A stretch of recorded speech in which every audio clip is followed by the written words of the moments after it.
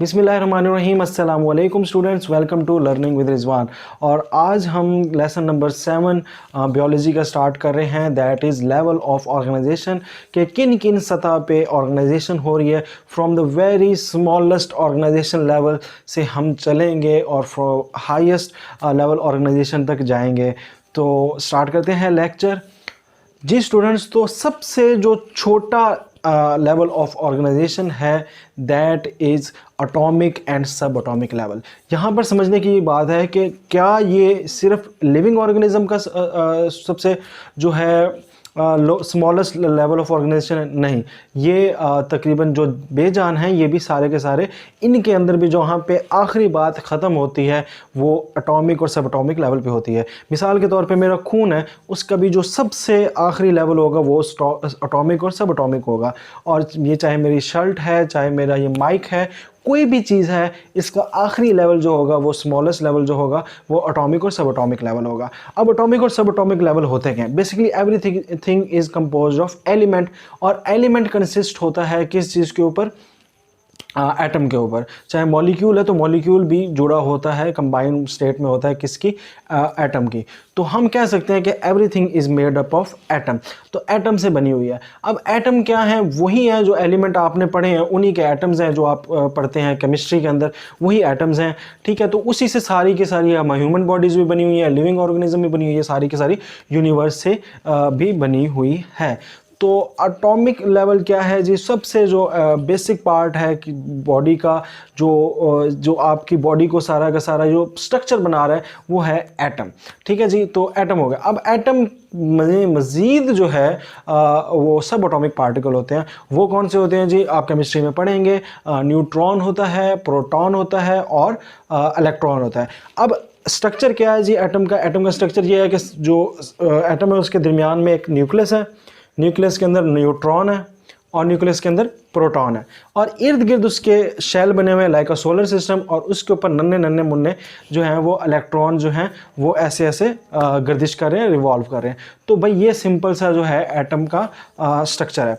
तो atomic level यानी element level तक रहे आप, तो ये एटम एटॉमिक लेवल हो गया। इसके अंदर आए तो प्रोटॉन, न्यूट्रॉन, इलेक्ट्रॉन आ गए, तो ये इसका क्या हो गया? सब एटॉमिक पार्टिकल्स हो गए। अब न्यूट्रॉन के अंदर प्रोटॉन और जो न्यूट्रॉन होते हैं वो उनका अपना रोल है। जो इर्द गिर्द इलेक्ट्रॉन है वो दूसरे एलिमेंट के साथ रिएक्ट करने में उसकी मदद करते हैं एटम की। तो ये सिंपल सा है। अब ह्यूमन बॉडी की बात की जाए या लिविंग ऑर्गेनिज्म की बात की जाए तो basically it is composed of 16 elements, और इन 16 एलिमेंट्स को बायो एलिमेंट्स कहते हैं क्योंकि ह्यूमन बॉडी इन 16 एलिमेंट्स से मिलकर बनी है। अब इन 16 एलिमेंट्स को भी फर्दर डिवाइड किया जाए तो इसमें से 6 एलिमेंट्स हैं जो ह्यूमन बॉडी या लिविंग ऑर्गेनिज्म का 99% बनाती हैं। ठीक है, और 10% है वो सिर्फ लिविंग ऑर्गेनिज्म का 1% बनाते हैं। अब ये 6 जो एलिमेंट्स हैं तो इट्स मीन कि जितने भी लिविंग ऑर्गेनिज्म आपको नज़र आ रहे हैं या ह्यूमन बॉडी नज़र आ रही है, ये 6 एलिमेंट में 99% अपना किरदार दे रही है। यानी 99% यानी 99% जो है ये डील कर रही है आपकी बॉडी को।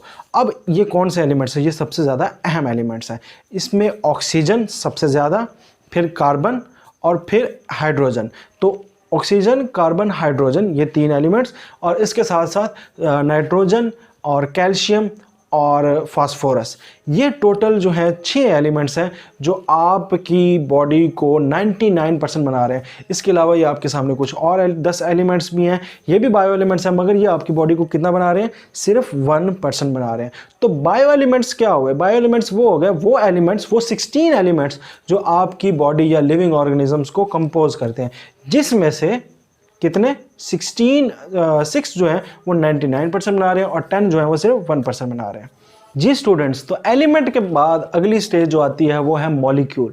अब जो बायो एलिमेंट्स हैं वो अकेले नहीं रह सकते, तन्हा नहीं रह सकते, वो किसी ना किसी दूसरे एलिमेंट के साथ मिलकर मॉलिक्यूल बनाते हैं। और मिलते कैसे हैं? By a simple process of bonding. Bonding यूँ ही समझ लें कि दोस्ती है, ये आप मज़ीद केमिस्ट्री में पढ़ेंगे, पर मैं इतना यहाँ पे आपको बता दूँ कि एक एलिमेंट है वो किसी दूसरे एलिमेंट के साथ दोस्ती करके जुड़ जाता है, यानी बॉन्डिंग करके जुड़ जाता है, और क्या बना देता है? मॉलिक्यूल। अब जो मॉलिक्यूल बायोलॉजी में बन रहे हैं यानी लिविंग ऑर्गेनिज्म में बन रहे हैं उसको हम नाम दे देते हैं बायो मॉलिक्यूल। जिस तरह एलिमेंट को बायो एलिमेंट कहा था, इसी तरह मॉलिक्यूल को हम बायो मॉलिक्यूल कह देंगे। अब यहाँ पर पॉइंट ये है कि ये जो बायो मॉलिक्यूल हैं ये किस लेवल के होते हैं। अब इसके अंदर जो है दो तरह के टाइप्स हैं। जो मॉलिक्यूल है ये मुख्तलिफ बहुत ज़्यादा हज़ारों की तादाद में है हमारे जिस्म के अंदर और बहुत ज़्यादा कम्प्लेक्स होते हैं। H2O सिंपलेस्ट है वाटर, ठीक है, ऐसा NaCl सिंपलेस्ट है, मगर अमाइनो एसिड्स, ठीक है, लिपिड्स, ये बहुत ज़्यादा कम्प्लेक्स स्टेज पे जाते हैं, मॉलिक्यूल्स बनते हैं। तो मॉलिक्यूल्स को अगर हम डिवाइड करें तो दो टाइप्स बनती हैं। एक होती है जी माइक्रो मॉलिक्यूल, जिनका मॉलिक्यूलर वेट बहुत थोड़ा होता है, बहुत छोटा होता है। मिसाल के तौर पे वाटर है, मिसाल के तौर पे ग्लूकोज है, तो इनका जो है वेट जो है मॉलिक्यूलर वेट बहुत थोड़ा होता है। मगर अगर बात करें हम जो मैक्रो मॉलिक्यूल हैं यानी बड़े मॉलिक्यूल हैं, ये वो होते हैं जिनका जो वेट है मॉलिक्यूलर वेट वो बहुत ज़्यादा हाई होता है, बहुत ज़्यादा होता है। इसके अंदर अमाइनो एसिड्स आ जाते हैं, लिपिड्स आ जाते हैं, DNA आ जाता है, इस तरह के राइबो ऑक्सी न्यूक्लिक एसिड आ जाते हैं। तो अब आपके सामने एक सिंपल सी मिसाल देता हूँ। ये आपके सामने एक कंपाउंड है, इतना कम्प्लेक्स है, इसके अंदर इतने ज़्यादा कार्बन है, इतने ज़्यादा हाइड्रोजन है, इतने ज़्यादा नाइट्रोजन है। तो आप इसको अंदाज़ा करें ग्लूकोज के साथ, इसको ज़रा कंपेयर करें तो आपको समझ आ जाएगा कि जो माइक्रो मॉलिक्यूल हैं वो क्या हैं और जो मैक्रो मॉलिक्यूल हैं वो क्या हैं। जी स्टूडेंट्स, तो नेक्स्ट है cell level and organelle level. तो ऑर्गेनेली क्या होती है? सबसे पहले तो ऑर्गेनेली की बात करते हैं। अब मॉलिक्यूल आपके पास बन गया। जब मुख्तलिफ मॉलिक्यूल आपस में जुड़ते हैं, असेंबल होते हैं, तो एक स्ट्रक्चर बनाते हैं जिसको ऑर्गेनेली कहते हैं। और फिर ऑर्गेनेली जब ढेर सारे मिलकर एक ही काम कर रहे होते हैं, बेसिक यूनिट बनाते हैं, तो वो आपके पास सेल आ जाता है। तो फिलहाल आप सेल की तस्वीर देखें। अब ये सेल है, सेल के अंदर ये जो आपको छोटे छोटे नन्हे मुन्ने नजर आ रहे हैं ये ऑर्गेनेलीज हैं। ऑर्गेनेली किससे बने? मॉलिक्यूल से। मॉलिक्यूल जब ज़्यादा इकट्ठे हुए तो क्या बन गया? ऑर्गेनेली बन गया। ऑर्गेनेली जब ज़्यादा सारे इकट्ठे होकर काम कर रहे थे तो वो एक बेसिक यूनिट फंक्शन सेल बन गया। तो इस तरह करके ये स्ट्रक्चर सारा काम करता है। अब अगर बात करें ऑर्गेनेलीज की, तो मिसाल के तौर पे ऑर्गेनेली क्या काम करते हैं? इसके अंदर आप ये देख रहे हैं माइटोकॉन्ड्रिया। अब माइटोकॉन्ड्रिया एक ऑर्गेनेली है, इसका काम होता है रेस्पायरेशन करना, सेलुलर रेस्पायरेशन करना। इसी तरह एक ऑर्गेनेली है यहाँ पे राइबोसोम। अब उसका क्या काम है? उसका काम है प्रोटीन बनाना। तो every organelle has its on function. Her organelle एक खास अपना काम कर रही है। तो ये हो गया ऑर्गेनेली। और इस तरह जब ये सारी ऑर्गेनेली मिलकर काम करते हैं तो एक सेल का फंक्शन निकलता है। और इस तरह करके एक सेल जो है वो बेसिक यूनिट ऑफ लाइफ बन के पूरी बॉडी के अंदर अपना काम करता है। अब सेल भी मुख्तलिफ किस्म के होते हैं। खून के सेल को हम कहते हैं ब्लड सेल्स, तो उसके अंदर भी मजीद red blood cell, white blood cells होते हैं। इसी तरह जो गोश्त के सेल्स हैं उन्हें मस्कुलर सेल्स कहते हैं। जो हड्डी के सेल हैं उसको स्केलेटल सेल्स कहते हैं।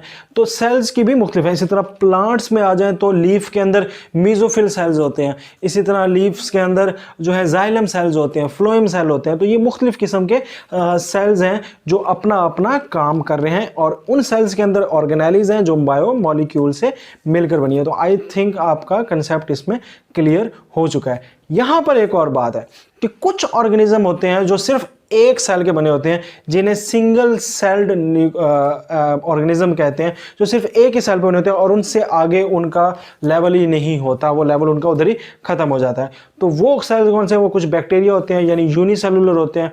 और अब इनके अंदर भी टाइप्स होती हैं। यूनिसेलुलर में कुछ यूकैरियोट्स होते हैं और कुछ प्रोकैरियोट्स होते हैं। यहाँ पर ये यूकैरियोट और प्रोकैरियोट को समझने के लिए सिर्फ इतना कह लें कि उन सेल जिनके अंदर जो न्यूक्लियस है वो बाकायदा मौजूद हो तो उसको यूकैरियोट सेल कहते हैं, जिनके अंदर मौजूद ना हो उनको प्रोकैरियोट्स कहते हैं। ये सिर्फ अभी को समझने के लिए मैं बात कर रहा हूँ, दैट्स इट। इसको आपने ज़हन में ज़्यादा अभी सवार नहीं करना। आगे हम इसको डिटेल पढ़ेंगे और डिफरेंस देखेंगे यूकैरियोटिक सेल और प्रोकैरियोटिक सेल का डिफरेंस क्या है। फिलहाल अपना यही ज़हन में रखें। दी next level is tissue level. अब जो सेल बन चुके हैं वो सेल एक ही तरह के सेल, सेम सेल, ठीक है। अगर ब्लड सेल्स हैं तो ब्लड सेल ढेर सारे इकट्ठे हो जाए तो उसे हम कह देते हैं ये टिश्यू बन गया, यानी ब्लड सेल से इकट्ठे हुए तो ब्लड का टिश्यू बन गया। जब ग्रुप ऑफ सेम सेल्स, जब एक जैसे सेल्स का एक मजमुआ एक ही फंक्शन कर रहा हो, एक ही खास काम कर रहा हो, तो उसको हम ये नाम दे देते हैं कि भाई ये क्या है? ये टिश्यूज हैं। अब मिसाल के तौर पे ब्लड सेल्स का काम क्या है? पूरी बॉडी के अंदर सर्कुलेट करके ट्रांसपोर्टेशन करना, तो ये ब्लड टिश्यूज़ का काम हो गया। इसी तरह मस्कुलर टिश्यूज़ का काम है हमारी बॉडी के अंदर मूवमेंट लेके आना, तो ये मस्कुलर टिश्यूज़ का काम हो गया। इसी तरह नर्वस टिश्यूज़ का काम है एक जगह से दूसरी जगह हमारे पैगाम पहुंचाना, दिमाग से पूरी बॉडी के अंदर पैगाम पहुंचाना, तो नर्वस टिश्यूज़ का काम हो गया। इसी तरह अगर प्लांट्स में आते हैं तो जाइलम टिश्यूज़ हैं। जाइलम टिश्यूज़ का काम क्या होता है, ज़मीन से पानी लेकर पानी को पूरी बॉडी पौधे के अंदर जो है वो ट्रांसपोर्ट करना। इस तरह फ्लोइम टिश्यूज़ जो होते हैं उनका फंक्शन ये होता है कि पूरी पौधे के अंदर खुराक की जो है ट्रांसपोर्ट करना। तो ये सारे के सारे सेल मिलकर बनाते हैं टिश्यूज़, और टिश्यू मिलकर परफॉर्म करते हैं अ सिंगल फंक्शन। तो दैट वाज टिश्यू लेवल। जी स्टूडेंट, तो टिश्यू लेवल के बाद आता है ऑर्गन लेवल। अब ऑर्गन लेवल क्या होता है इसको समझिएगा ज़रा। टिश्यू मिसाल के तौर पे एक मसल टिश्यू हो गया, एक ब्लड टिश्यू हो गया, एक एपिडर्मल टिश्यू हो गया। अब ये मुख्तलिफ टिश्यूज़ हैं। अब ये 3 टिश्यूज़ मैंने जो नाम लिए इन्होंने मिलकर एक बनाया स्टमक, यानी कि हमारे जिस्म के अंदर मैदा। अब और भी हो सकता है इससे नर्वस टिश्यूज़ से भी मिलकर बनाओ, तो ये मुख्तलिफ टिश्यूज़ ने मिलकर एक ऑर्गन बनाया। ऑर्गन क्या होता है, जो एक काम करने के लिए इस्तेमाल होता है। मिसाल के तौर पर 4 टिश्यूज़ आपको बताए, इन टिश्यूज़ ने मिलकर बनाया एक मैदा। अब मैदा का काम क्या, खुराक को क्या करना, हजम करना। इसी तरह अब ब्रेन है वो भी मुख्तलिफ टिश्यूज़ से मिलकर बना है। इसी तरह आपके लंग्स हैं वो भी मुख्तलिफ टिश्यू से बने हैं। आपके गुर्दे यानी किडनीज़ हैं ये भी मुख्तलिफ टिश्यूज़ से मिलकर बनी हैं। तो जब मुख्तलिफ टिश्यूज़ मिलकर एक खास चीज़ बनाते हैं तो उसको हम ऑर्गन कहते हैं। और ऑर्गन भी एक ना कोई फंक्शन कर रहा होता है। मिसाल के तौर पे लंग्स हमारे ऑर्गन हैं, वो क्या काम कर रहे हैं, सांस लेने में मदद कर रहे हैं। इसी तरह स्टमक क्या है, वो हमारे जो खुराक है उसको हजम करने में मदद कर रहा है। तो ये बनाते हैं ऑर्गन लेवल। अब ऑर्गन मुख्तलिफ आपस में मिलकर बनाते हैं ऑर्गन सिस्टम। क्या बनाते हैं, ऑर्गन सिस्टम। अब ऑर्गन सिस्टम क्या होता है, मिसाल के तौर पे मैदा है, मैदे के साथ ये खुराक की नाली है, खुराक की नाली के साथ क्या है, मुंह। तो माउथ इज एन ऑर्गन, खुराक की नाली oesophagus it's a organ, maida organ. इसी तरह मैदे के आगे स्मॉल इंटेस्टाइन, लार्ज इंटेस्टाइन, ये भी ऑर्गन। तो ये आपके सारा एक सिस्टम बना रहे हैं जो खुराक को हजम करता है। सिर्फ मैदा हजम नहीं करता, आपके मुंह के अंदर भी डाइजेशन हो रही है, हजम हो रहा है। इसके बाद खुराक की नाली उसमें हेल्प कर रही है। उसके बाद छोटी अंतड़ियाँ, बड़ी अंतड़ियाँ यानी स्मॉल इंटेस्टाइन और लार्ज इंटेस्टाइन भी हेल्प कर रही हैं। तो ये सारे के सारे मिलके आपके एक सिस्टम बना रहे हैं, इसको हम कहते हैं ये है जी ऑर्गन सिस्टम। तो पहले क्या बना, ऑर्गन बना टिश्यू से मिलकर, फिर टिश्यू से मिलकर क्या बना, ऑर्गन सिस्टम बन गया। तो इस तरह करके आपके सिस्टम। अब ये एक सिस्टम नहीं है, ढेर सारे सिस्टम है। ये डाइजेशन सिस्टम था जो आपके सामने हल्का सा पेश किया। इसके बाद नर्वस सिस्टम होता है जिसके अंदर दिमाग और नर्वस सिस्टम के जो न्यूरॉन्स होते हैं वो होते हैं। इसी तरह आपका एक्सक्रीशन सिस्टम होता है जिसके अंदर यूरिनरी ब्लैडर और किडनी वगैरह होती है। इसी तरह आपका स्केलेटल सिस्टम है। इसी तरह आपका मस्कुलर सिस्टम है। ये आपके सामने कुछ सिस्टम नज़र भी आ रहे हैं आपको। तो ये सारे सिस्टम होते हैं। अब सिस्टम, ऑर्गन सिस्टम से अगला है ऑर्गेनिज्म। जब ये सारे के सारे सिस्टम इकट्ठे होते हैं, यकजा होते हैं, तो ये आपका बनाते हैं ऑर्गेनिज्म, यानी एक पूरा जानदार। उस जानदार में मैं भी हो सकता हूँ, उस जानदार में एक बिल्ली हो सकती है, उस जानदार में एक मुर्गी हो सकती है। तो जब डिफरेंट ऑर्गन सिस्टम मिलते हैं तो वो एक स्पीशी या एक ऑर्गेनिज्म बना देते हैं कि सारे के सारे सिस्टम्स, ऑर्गन सिस्टम इकट्ठे होकर एक ही काम कर रहे हो और एक दूसरे के साथ कोऑर्डिनेट कर रहे हो। डाइजेशन सिस्टम का जो है ताल्लुक हो नर्वस सिस्टम के साथ, नर्वस सिस्टम का ताल्लुक हो जो है दूसरे मस्कुलर सिस्टम के साथ। तो ये सिस्टम एक दूसरे के साथ कोऑर्डिनेट करते हैं, तो यहाँ पर चीज़ जो बनती है वो एक इंडिविजुअल बनती है।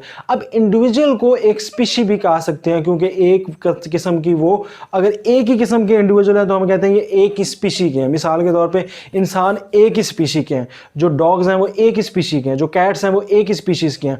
ठीक है, तो अब इसको हम इंडिविजुअल लेवल पे हम आके और कह सकते हैं कि ये एक स्पीशी है। अब स्पीशी की तारीफ क्या है, species is a group of animal, ऐसे एनिमल हो जो आपस में इंटरब्रीड कर सकें और इंटरब्रीड फ्रीली कर सकें और उसके नतीजे के अंदर वो एक ऑफस्प्रिंग पैदा कर सकें। यानी कि मिसाल के तौर पर एक आपके पास बिल्ली है, ठीक है, बिल्ली जो है वो बिल्ले के साथ ही इंटरब्रीड करेगी और जो है एक नया किटन पैदा करेगी।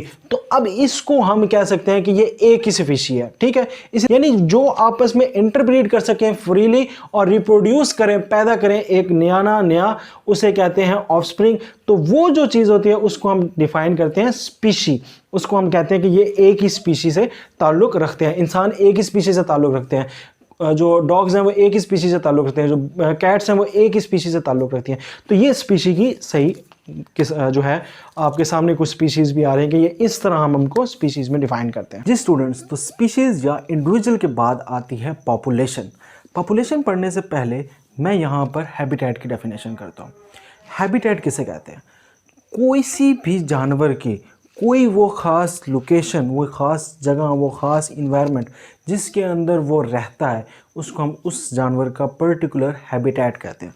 फॉर एग्ज़ाम्पल जो लॉयंस होते हैं यानी शेर, उनका हैबिटेट है फॉरेस्ट, वुड जो है ओपन वुड्स, तो वो ग्रासलैंड्स हो तो वो वहाँ पर ज़्यादा पाए जाते हैं। इसी तरह जो स्नेक्स हैं वो फॉरेस्ट के अंदर भी पाए जाते हैं, कुछ स्नेक्स जो हैं वो डेजर्ट्स के इलाकों में बहुत ज़्यादा पाए जाते हैं। तो ये डेजर्ट एक अलग हैबिटेट है, ओपन लैंड्स एक अलग हैबिटेट है, फॉरेस्ट एक अलग हैबिटेट है, इसी तरह मैरीन लाइफ एक अलग हैबिटेट है। तो ये मुख्तलिफ़ किस्म के हैबिटेट होते हैं। अब बात करते हैं पॉपुलेशन की। तो पॉपुलेशन क्या है? पॉपुलेशन बेसिकली ग्रुप है स्पीशीज़ का या इंडिविजुअल्स का जो एक ही किस्म के हैबिटेट के अंदर रह रही हो। अब इसकी डेफिनेशन इस लिहाज से करते हैं कि एक जगह है, फॉर एग्जांपल एक फॉरेस्ट है, उसके अंदर जो एक ही स्पीशी के सारे जानवर हैं ना, उसको हम कह देंगे कि ये उनकी पॉपुलेशन है। फॉर एग्जांपल एक फॉरेस्ट के अंदर जो जितने भी मंकीज़ हैं यानी बांदर हैं, उन सब की जो पॉपुलेशन है उसको हम कह देंगे कि यहाँ पर ये मंकी की पॉपुलेशन, जितने भी वो हैं। मिसाल के तौर पे एक घर के अंदर जितने लोग रह रहे हैं वो ह्यूमन बीइंग की पॉपुलेशन हो जाएगी। पूरे पाकिस्तान एक रीजन है, इसके अंदर जो पाकिस्तान की पॉपुलेशन है वो क्या है, तकरीबन 22-23 करोड़ पहुँच गई है 2020 में। तो ये सारी की सारी जो सूरत हाल होती है, यानी एक ही जगह पे एक पर्टिकुलर हैबिटेट में जितने ऑर्गेनिज़म सेम स्पीशी के सेम टाइम में रह रहे होते हैं एक सेम प्लेस पे, हम उसको पॉपुलेशन का नाम दे देते हैं। पॉपुलेशन से अगला लेवल है कम्युनिटी। अब कम्युनिटी क्या होता है? जब कोई पॉपुलेशन किसी दूसरे पॉपुलेशन के साथ इंटरेक्ट करती है। फॉर एग्जांपल एक घर है, उधर उन्होंने कुछ लाइव स्टॉक के एनिमल्स भी रखे हुए हैं, तो वहाँ पर काउज भी हैं, बफेलोज भी हैं। तो अब ह्यूमन बीइंग इंटरेक्ट कर रहे हैं विद काउज, बफेलोज, तो वो एक कम्युनिटी बना लेते हैं। अब थोड़े ब्रॉड लेवल पे जाके बात करते हैं। फॉर एग्जांपल एक फॉरेस्ट है, फॉरेस्ट के अंदर मुख्तलिफ़ किस्म के जानदारों की पॉपुलेशन रह रही है। वहाँ पर मंकीज़ भी रहते हैं, वहाँ पर डियर्स भी रहती हैं, वहाँ पर काफ़ी किस्म के जानवर हैं, तो वो एक दूसरे के साथ इंटरेक्ट कर रहे हैं। Not only animals and to animals, interaction of animal with plants and micro organism, ये तीनों तरह की जो डिवीजन हमने पढ़ी थी, उन तीनों का आपस में जब इंटरेक्शन होता है, यानी तीनों पॉपुलेशंस का जब आपस में इंटरेक्शन होता है, तो हम उसको कहते हैं कि ये एक कम्युनिटी बन गई है। सो कम्युनिटी, पॉपुलेशन, सेम स्पीशीज़ की होगी पॉपुलेशन, जब सेम स्पीशीज़ दूसरी स्पीशीज़ के साथ इंटरेक्ट करेंगे तो वहाँ पर कम्युनिटी बन जाएगी। अब कम्युनिटी से ऊपर है इकोसिस्टम। अब इकोसिस्टम क्या होता है? आपकी बुक में सीधा बायोस्फीयर पे गया है, तो उससे पहले इकोसिस्टम भी आता है। इकोसिस्टम क्या होता है? इकोसिस्टम जब ये कम्युनिटीज़ जो आपने पढ़ी यानी डिफरेंट पॉपुलेशन जो है वो इंटरेक्ट कर रही हैं आपस में, जब वो इंटरेक्शन करती हैं विद नॉन लिविंग। अब यहाँ पर पहली दफ़ा इस लेवल के अंदर नॉन लिविंग का जिक्र आया है। तो जब वो नॉन लिविंग के साथ इंटरेक्ट करती हैं तो वहाँ पर ये बन जाता है एक इकोसिस्टम। और जब मुख्तलिफ छोटे छोटे इकोसिस्टम आपस में मिलते हैं तो वो बनाते हैं बायोम। ठीक है, वो बनाते हैं बायोम। जब मुख्तलिफ इकोसिस्टम बनते हैं और एक खास किस्म का एक इन्वायरमेंट जो होता है उनके अंदर सेम होता है, यानी एक इकोसिस्टम था उसका इन्वायरमेंट भी सेम था, एक और इकोसिस्टम है उसका इन्वायरमेंट भी सेम है, तो उनको हम इकट्ठा करके क्या बना देते हैं, उसको हम कहते हैं ये बायोम है। और लास्ट जो है वो है बायोस्फीयर, जो आपकी बुक के अंदर भी है। वो बायोस्फीयर क्या है कि भाई जहाँ जहाँ इस पूरी दुनिया के अंदर ज़िंदगी रहती है, जहाँ जहाँ ज़िंदगी यानी लाइफ एग्जिस्ट करती है, उस पोर्शन को वो क्या कह देते हैं जी, ये सारा का सारा पोर्शन बायोस्फीयर में। यानी मैं अक्सर ये इसकी एग्जांपल देता हूँ कि समंदर की तह से लेकर आसमान की बुलंदी तक जहाँ भी जानदार बसते हैं, उस सारे एरिया के, उस सारे रीजन को हम बायोस्फीयर कहते हैं। और इसके लिए एक और लफ्ज़ इस्तेमाल होता है, लाइफ जोन ऑन अर्थ। तो ये आखिरी लेवल है। तो from the very subatomic particle to the biosphere, जहाँ पूरी ज़िंदगी दुनिया में ज़िंदगी बस रही है। ये सारे के सारे लेवल जो हैं ये लेवल ऑफ ऑर्गेनाइजेशन हैं। तो आई होप कि आपका कंसेप्ट क्लियर हो गया होगा। अगर कोई सवाल आप करना चाहते हैं तो फेसबुक का जो ग्रुप बना हुआ है वहाँ पर आप आके पोस्ट करें और डिस्कशन करें हमारे साथ, वहाँ पर आपकी रहनुमाई करेंगे। मज़ीद कमेंट्स के अंदर बताएं कि आप किस डिस्ट्रिक्ट से जो है आप तक का ताल्लुक़ है, पंजाब के किस से, कोशिश करें अपने स्कूल का नाम भी मेंशन करें तो बहुत ज़्यादा अच्छा होगा। तो हमारे चैनल को सब्सक्राइब करें और इसी तरह वीडियोज़ के लिए हमारे साथ जुड़े रहें। थैंक यू, अल्लाह हाफिज़।